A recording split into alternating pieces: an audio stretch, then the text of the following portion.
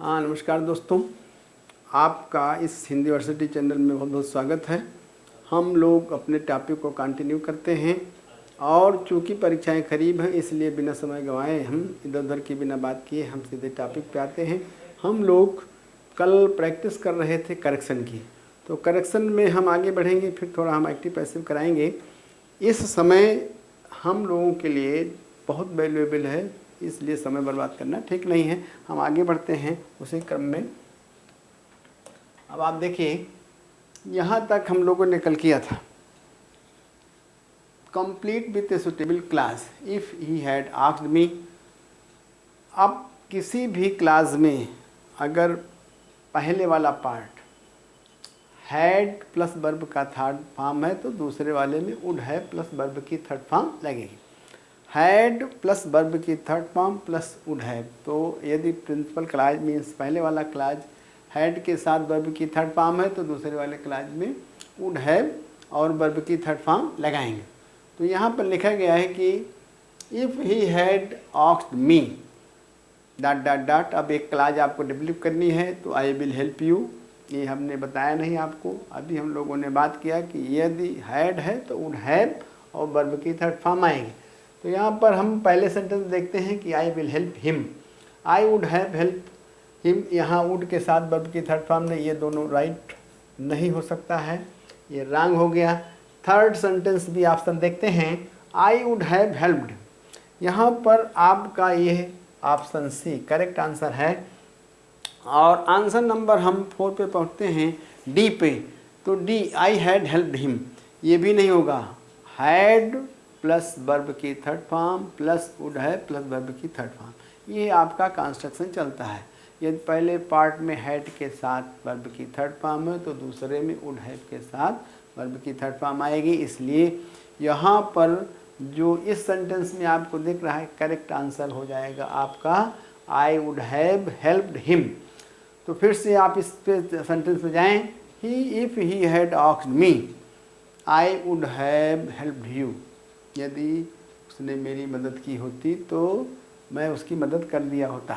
तो ये conditional sentence हैं, इस तरह के सेंटेंस में इस तरह का कंस्ट्रक्शन चलता है। हम आगे चलते हैं नेक्स्ट क्वेश्चन पर। नेक्स्ट क्वेश्चन है आपका question number 54। Choose the incorrect sentence. Choose the incorrect sentence, his T shirts are loose. His T shirts are loose. अब आप देखिए, my books are polished, my books are polished, the cattle is grazing in the field, her hair is thick. यहाँ पर आप देखिए sentence में कौन सा सेंटेंस इनकरेक्ट है। करेक्ट सेंटेंस नहीं फाइंड आउट करना है हमको, इनकरेक्ट सेंटेंस फाइंड आउट करना है। तो सेंटेंस पे हम पढ़ते हैं, पहला sentence his teachers are loose. हमको ये दिमाग में रखना है कि यदि सब्जेक्ट सिंगुलर तो वर्ब प्लूरल लगेगा, यदि सब्जेक्ट प्लूरल तो वर्ब प्लूरल लगेगा। कभी कभी कुछ सब्जेक्ट कुछ नाउन्स ऐसे होते हैं जो देखने में सिंगुलर होते हैं किंतु प्लूरल का वो सेंस देते हैं। इसी तरह तमाम शब्द ऐसे नाउन संज्ञाएँ हैं जो देखने में प्लूरल लगती हैं किंतु वो सिंगुलर की सेंस में यूज की जाती हैं। इस बात को हमें दिमाग में रखना है।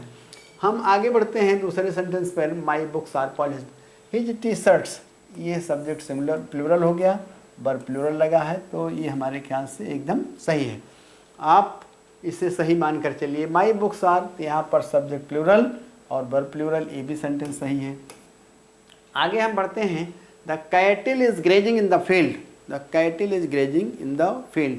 हमें दिमाग में रखना चाहिए, अभी अभी मैंने चर्चा किया कि तमाम ऐसी संज्ञाएं हैं जो देखने में सिंगुलर प्रतीत होती हैं लेकिन उनका यूज हमेशा प्लूरल में होता है, वो प्लूरल में ही यूज की जाएंगी। ऐसे नाउन्स को, ऐसी संज्ञाओं को अगर हम सिंगुलर में यूज कर देंगे तो वो गलत कंसीडर की जाएंगी। तो हम आगे देखते हैं, the cattle, cattle people poultry, mob public gentry, तमाम ऐसे वर्ड हैं जिनका प्लूरल नहीं बनाया जाता है, वो प्लूरल फॉर्म में ही होते हैं, ये ऑलरेडी प्लूरल होते हैं। अब यहाँ पर कैटल प्लूरल है और वर्ब इसके साथ सिंगुलर लगी है, तो अब ये सेंटेंस हम सही नहीं मान सकते हैं। जैसा सब्जेक्ट ऐसा वर्ब होना चाहिए। इसलिए ये सब सेंटेंस आपका रॉन्ग है। इनकरेक्ट सेंटेंस आपको मिल गया, the cattle is grazing in the field. फिर एक सेंटेंस और, हर हेयर इज, तो हेयर का प्लूरल नहीं बनता है, ये हमेशा सिंगुलर में यूज किया जाता है, हेयर का हेयर्स नहीं लिखते हैं, तो ये भी सेंटेंस सही है। तो इन 4 अल्टरनेटिव्स में ऑप्शन नंबर सी आपका गलत है, इसलिए इनकरेक्ट सेंटेंस में ऑप्शन आपका सी आएगा। एक बार सेंटेंस को हम फिर देखते हैं, बोलते हैं the cattle are grazing in the field. Now this is the correct answer. इसी करेक्ट आंसर पे हम आगे बढ़ते हैं। नेक्स्ट क्वेश्चन देखते हैं 55। Practically very little work could be completed in the last week as it was। अब यहाँ पर आप सेंटेंस को पूरा करेंगे, ये करेक्ट है क्या, यही करेक्ट है, आप देखेंगे। Practically very little work could be completed the last week as it was a very busy days, a full of holidays, a very hectic days, loaded with lot of works. Lot of work है, तो यहाँ पर हम देखते हैं, तो पहला आपका ये राइट नहीं है।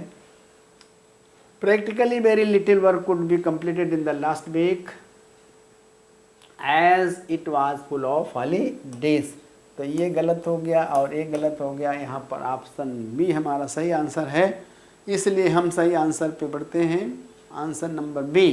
तो practically very little work could be completed in the last week as it was full of holidays. अब हम नेक्स्ट क्वेश्चन की तरफ चलते हैं। आगे का क्वेश्चन है क्वेश्चन नंबर 56। इस पे हम जाएं। In order to raise the company's profit the employees. Company की प्रॉफिट को बढ़ाने के लिए एम्प्लॉयज़ ने क्या किया। अब इस सेंटेंस को पूरा करके सही करेंगे आप। Decided to raise the cost of the raw materials. Company की प्रॉफिट को आप यहाँ पर अपने ऑप्शंस लगा के सेंटेंस को पूरा कर सकते हैं। कंपनी की प्रॉफिट को बढ़ाने के लिए वहाँ के कर्मचारियों ने रॉ मटेरियल की प्राइस बढ़ाने का निर्णय लिया, ऐसा नहीं हो सकता। डिमांडेड 2 एडिशनल इंक्रीमेंट्स, कि उन्होंने 2 अतिरिक्त इंक्रीमेंट की डिमांड की। थर्ड है requested the management to implement a new welfare scheme, या उन लोगों ने, वहाँ के एम्प्लॉयज़ ने मैनेजमेंट से नई वेलफेयर कल्याणकारी नीति को लागू करने का प्रयास करने का वो किया, या afford to work overtime without any compensation. तो हमारे क्वेश्चन का आंसर होना चाहिए afford to work overtime without any compensation.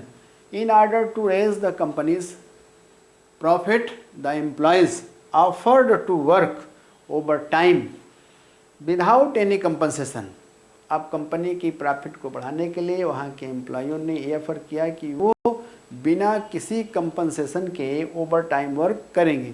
तो हमारा करेक्ट आंसर डी है और हम ऑप्शन नंबर डी को सही मानते हुए आगे बढ़ेंगे। तो कुल आप सेंटेंस को एक बार फिर पढ़ें।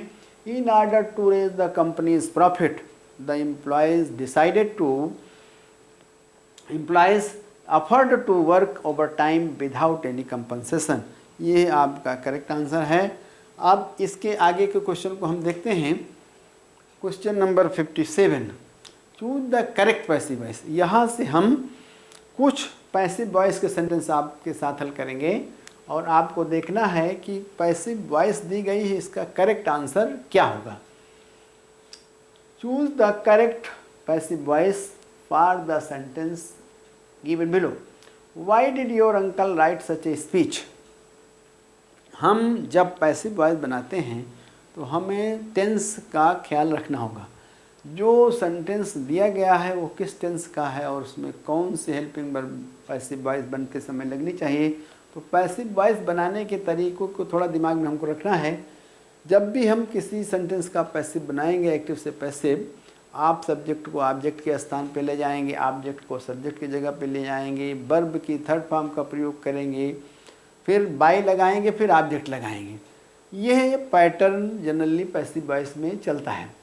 लेकिन अब पैसिव वॉइस बनाने के लिए जो सेंटेंस दिया गया है वो किस टेंस का है। जैसे यहाँ पे why did your uncle right such a speech, ये सेंटेंस पास्ट इंडेफिनिट का है, और पास्ट इंडेफिनिट की पैसिव वॉइस बनाने के लिए हमेशा subject plus was were plus verb का थर्ड फॉर्म आप लगाएंगे प्लस बाई लगाएंगे प्लस ऑब्जेक्ट। ये आपका तरीका है।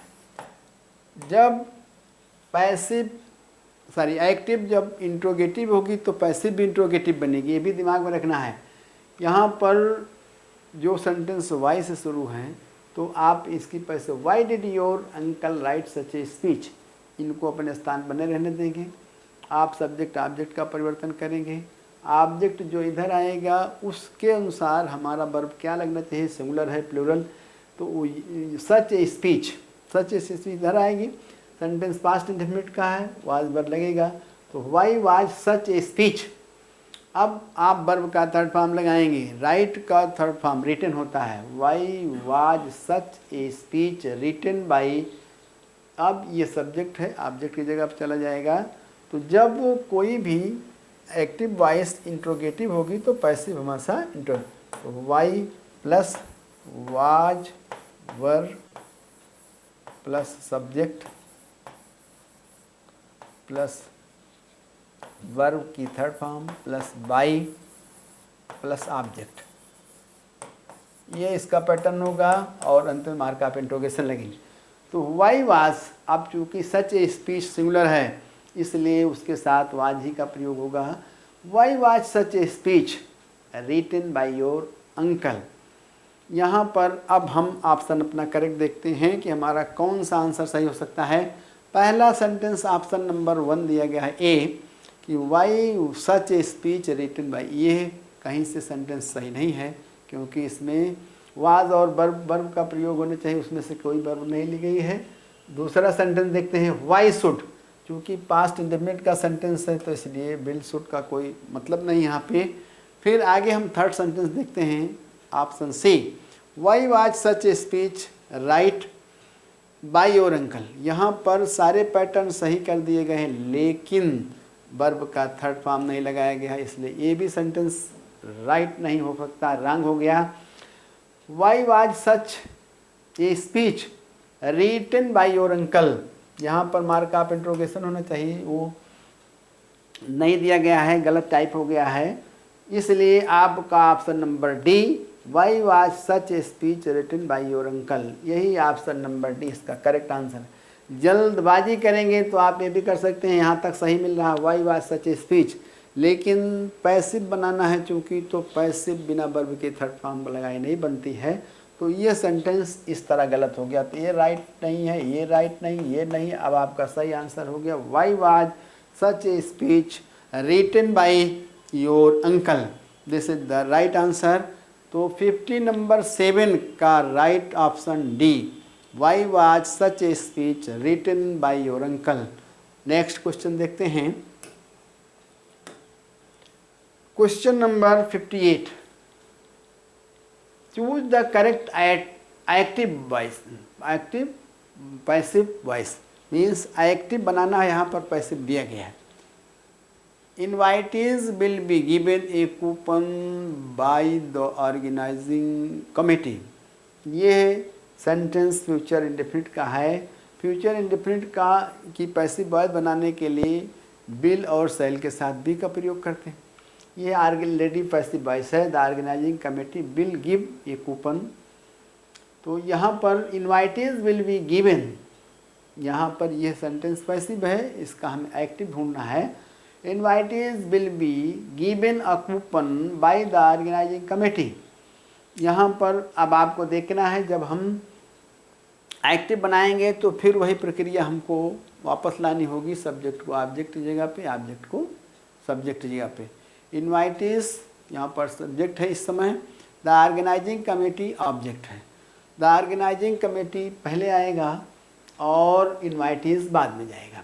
यहाँ पर जब हम पैसिव बनाएंगे तो चूँकि ये पहले सेंटेंस जो दिया गया है विल बी, तो फ्यूचर इंडेफिनिट की पैसिव वॉइस बनाने के लिए विल और शैल के साथ बी का प्रयोग होता है, इसलिए एक्टिव जो बनाएंगे तो हम एक्टिव बनाते समय बी को हटा देंगे।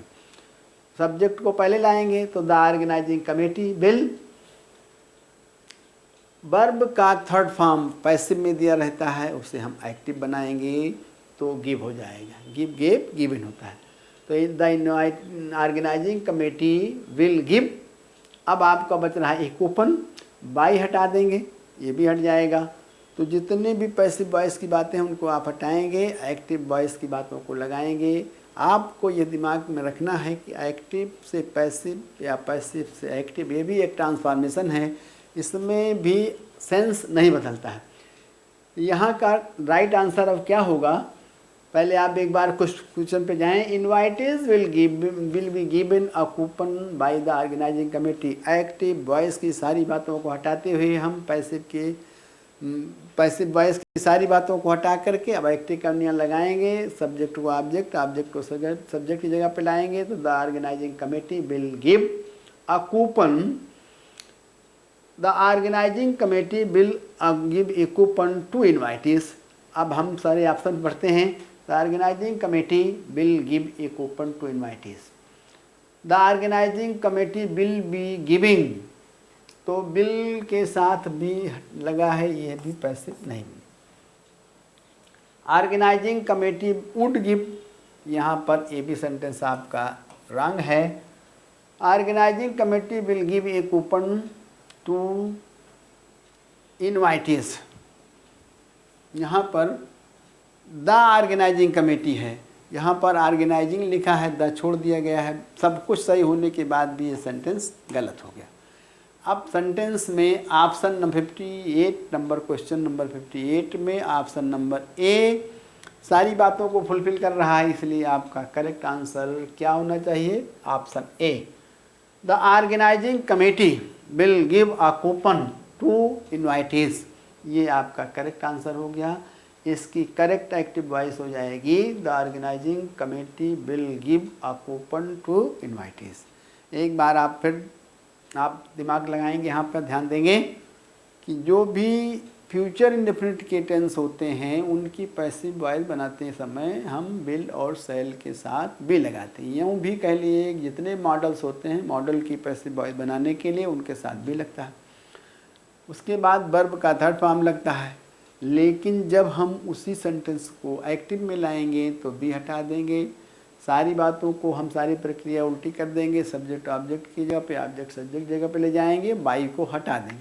तो इस तरह से हमारा पहला आंसर हो जाएगा the organising committee will give a coupon to invitees, ये करेक्ट आंसर हो गया।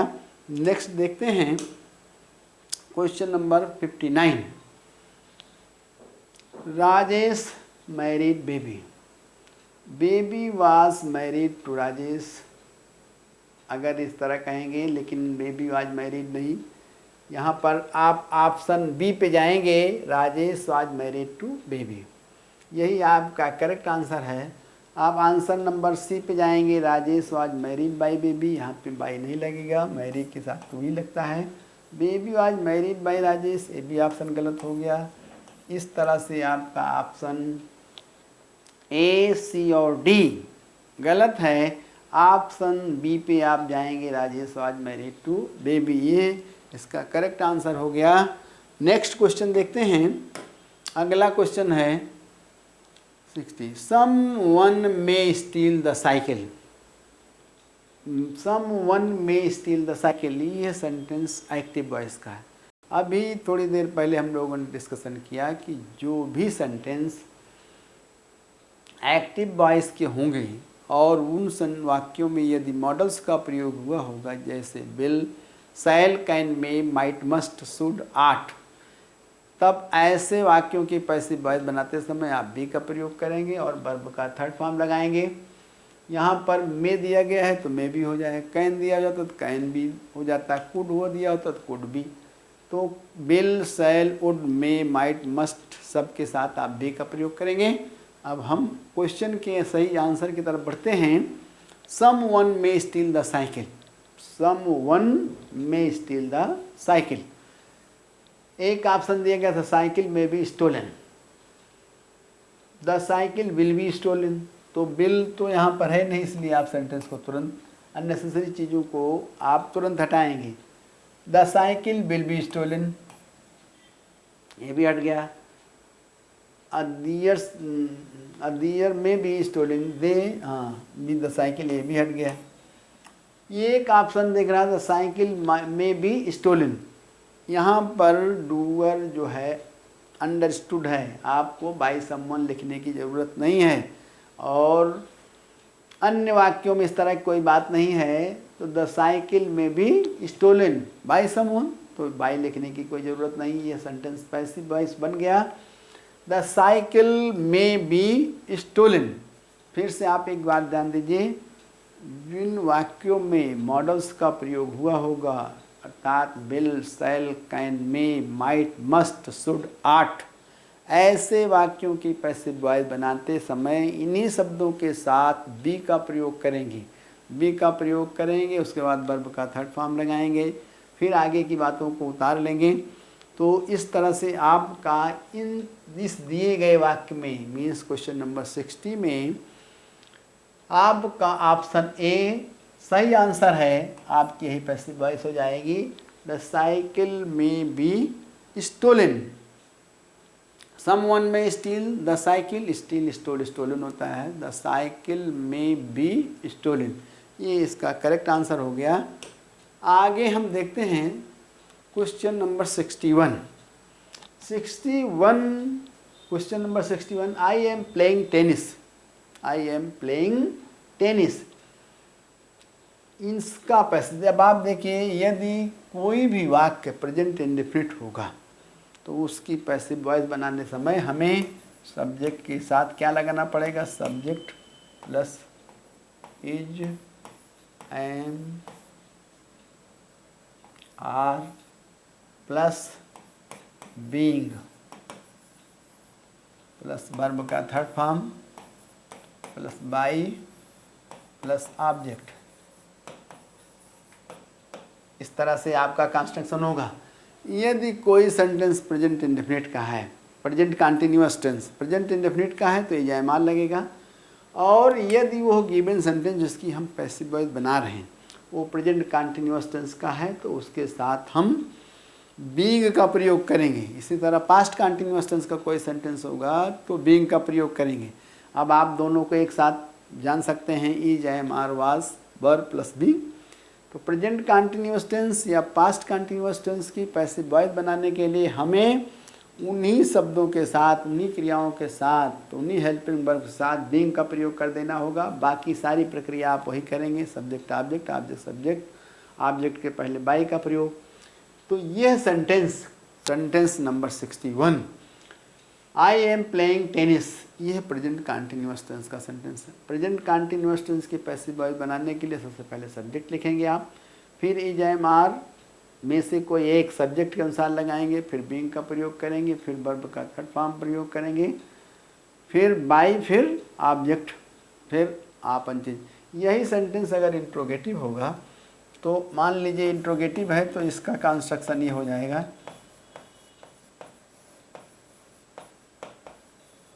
तो ये हो जाएगा is, am, are plus subject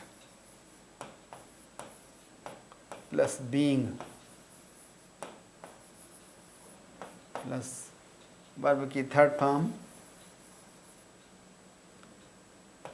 plus by plus object. ये आपका कंस्ट्रक्शन हो जाएगा इंट्रोगेटिव में।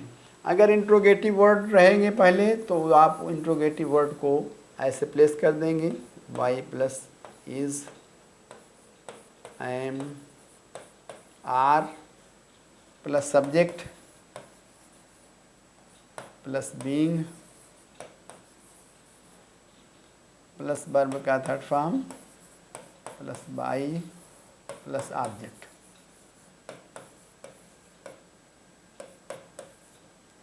ये दिमाग में हमको रखना है। या एक्टिव वॉइस अगर असर्टिव है तो पैसिव असर्टिव बनाइए, एक्टिव वॉइस अगर निगेटिव है तो पैसिव निगेटिव बनेगा, एक्टिव वॉइस अगर इंट्रोगेटिव है तो पैसिव इंट्रोगेटिव ही बनेगा। इस बात को दिमाग में रख करके अब हम सही आंसर ढूंढते हैं दिए गए ऑप्शंस में। I am playing tennis, I am playing tennis, tennis is being, tennis is playing by me. आपका ऑप्शन ए कहीं से किसी चीज़ को बताए गए नियम को फॉलो नहीं कर रहा है। आई एम बीइंग प्लेड, ये भी आपका ऑप्शन सही नहीं लग रहा है। टेनिस इज प्लेड बाय, तो आपने ऑब्जेक्ट को सब्जेक्ट बनाया, टेनिस सब्जेक्ट है, सही है, लेकिन इज एम आर के साथ बीइंग लगना चाहिए, इसमें बीइंग नहीं लगा है। वर्ब का थर्ड फॉर्म भी है, बाकी सारी प्रक्रिया सही है, लेकिन चूंकि बीइंग नहीं है तो ये भी सेंटेंस सही नहीं है। Tennis is being played by me, यहाँ पर जो ऑप्शन डी है, ऑप्शन नंबर डी, इन सारी बातों को फुलफिल कर रहा है। Tennis is being played by me, ये आपका करेक्ट आंसर हो गया। आई एम प्लेइंग टेनिस का correct passive voice tennis is being played by me. आप क्यों हुआ, आपने देख लिया कि जब कोई भी सेंटेंस एक्टिव वाला उसमें इज एम आर आया होगा या वो प्रेजेंट कंटिन्यूअस टेंस का होगा, तब उसकी पैसिव वॉइस बनाते समय इज एम आर के साथ बीइंग का प्रयोग करेंगे और अन्य बातों को आप जैसे यथावत बताया गया उसी को फॉलो करके लिख देंगे।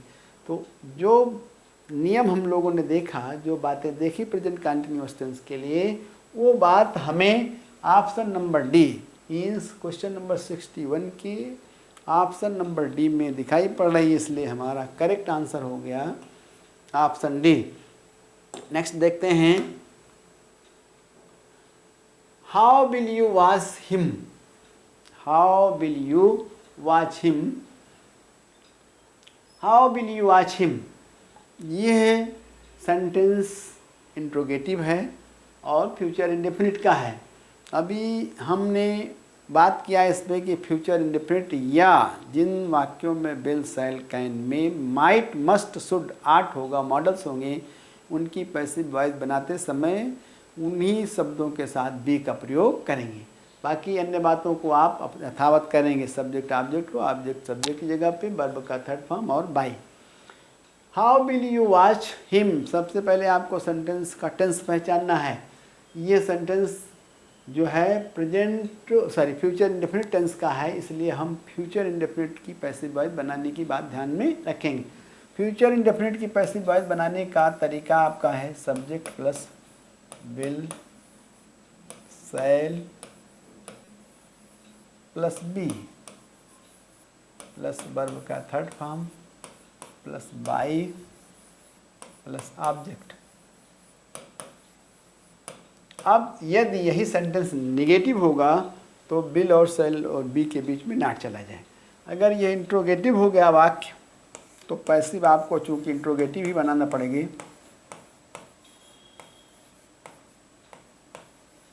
तो आप इंट्रोगेटिव के पैसिव वॉइस बनाने के लिए will, shall plus subject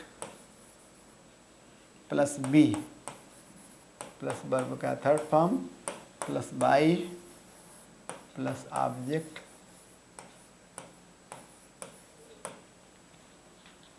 plus mark of interrogation, इसका प्रयोग करेंगे। यदि क्वेश्चन वाले शब्द हैं, क्वेश्चन वर्ड्स हैं, तो Q W means WH plus will और shall,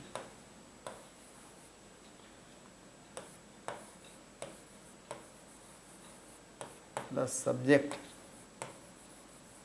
plus be plus verb का third form plus by plus object plus mark of interrogation, ये कंस्ट्रक्शन चलेगा। यहाँ पर जो सेंटेंस दिया गया है ये क्वेश्चन का है, WH वाला है, क्वेश्चन वर्ड से शुरू हुआ है। How will you watch him, ये शब्द अपनी जगह पे बना रहेगा। इंट्रोगेटिव वर्ड जो है, क्वेश्चन वर्ड अपनी जगह पे बना रहेगा। अगर यही नहीं होता तो हमारा सेंटेंस पहले जैसे होता है इंट्रोगेटिव, तो हम इंट्रोगेटिव पैसिव वॉइस बनाएंगे, लेकिन चूंकि आपका ऑब्जेक्ट हिम है, हिम का सब्जेक्ट बनाएंगे ही हो जाएगा, इसको अपनी जगह पर रहेंगे। तो ही के साथ भी विल का प्रयोग हुआ, तो हाउ विल ही। अब आप बी लगाएंगे तो how will he be. Watch का थर्ड फॉर्म लगाएंगे past participle, third page past participle, तो वॉच्ड हो गया। फिर बाई लगाएंगे, फिर यू आप लगा देंगे। तो ऐसे कंस्ट्रक्शन इन चारों ऑप्शन में कौन सा दिखाई पड़ रहा है, इस बात को हम दिमाग में रखेंगे। How will you watch him. Sentence का आंसर देखिए, who will be watched by you. यहाँ पर हु कहीं नहीं है, इसलिए इसको आप तुरंत सिरे से खारिज करेंगे। You will be watched by him, हुम, इस तरह का कंस्ट्रक्शन भी एकदम सही नहीं है, क्योंकि जब क्वेश्चन एक्टिव का इंट्रोगेटिव होगा तो पैसिव इंट्रोगेटिव ही बननी चाहिए, अदरवाइज वो गलत कंसीडर हो जाएगा। फिर हम ऑप्शन सी पे बैठते हैं, how will he be watched by you. यहाँ पर आपका ये है ऑप्शन। फिर ऑप्शन नंबर डी पे जाएंगे, by whom will he be watched. तो अगर हु होता तब तो बाय हुम लगता, नहीं तो ये भी सेंटेंस गलत हो गया। तो इस तरह से आपके option number A, option number B, option number C और option number D, A B और डी गलत हैं। अतः अब आपका सही आंसर होना चाहिए ऑप्शन नंबर सी। तो यहाँ पर दिए गए क्वेश्चन, दिए गए प्रश्न की सही पैसिव वॉइस का सही आंसर ऑप्शन नंबर सी पे जाता है। इसलिए how will you watch him का सही पैसिव वॉइस बनेगा how will he be watched by you. इस तरह से हमने आज कुछ पैसिव वॉइस देखा। कल हम पंक्चुएशन के कुछ वाक्यों को आपको बताएंगे और हम लोग उसको सीखेंगे। पैसिव वॉइस किसी भी परीक्षा के लिए बहुत महत्वपूर्ण रोल अदा करती है, इसलिए आप पैसिव वॉइस को देखते रहें, सीखते रहें और हम कल दूसरे प्रश्न के साथ आपके सामने हाजिर होंगे। धन्यवाद।